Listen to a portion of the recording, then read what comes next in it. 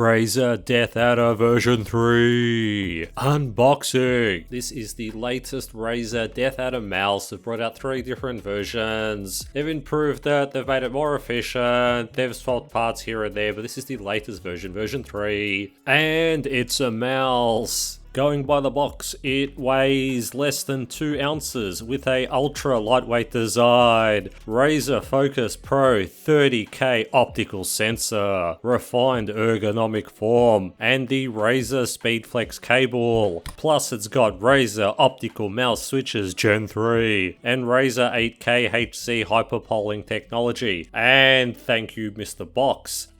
Anyway, so it's a Razer mouse. Now, so the quality on these is average, but the design is really good, and that is really the only reason why I buy Razer products. I'm currently replacing my Razer Viper, which was a pretty good mouse, and I got that for a huge discount, which was the only reason I bought it. But it has broken. The scroll wheel on it doesn't really work the way that it should. It's got issues. So I need a new mouse with a functioning scroll wheel, and I got a DeathAdder for a very good price. I picked up this version, the latest one, for 60 USD. And this is of course the wired version. Now I don't buy wireless mouses because it just seems kind of stupid, as they just literally sit on my desk and are for my PC. There's no real need to go wireless. And with wireless, you have to charge those things, whereas if you buy a wired mouse, you don't have to charge it. They're always lightweight, they're not heavy. They're also cheaper, much cheaper. And there's no real disadvantage to having a wired mouse, unless you're one of those aesthetics people and you want your computer set up to look like it's from a spaceship, then maybe go wireless. But if you're normal, you're budget focused, whatever, just get a wired mouse. They're just as good. Anyway, how does it function? It functions like a mouse. It moves up, it moves down, it scrolls. It's got DPI sensitivity changes. That's right, there's a button on the bottom that you can press, and that allows you to change the DPI to find the one that you like. Now, for most normal people, who cares? Just leave it on default. Default is fine, but if you're a gamer, an elite gamer, you may want to fiddle around with that crap. But otherwise, just leave it on default. It's normal, it's good, it's fine. Now, in terms of how it performs like just about any other Razer mouse out there. If you're new to Razer, their build quality is usually good.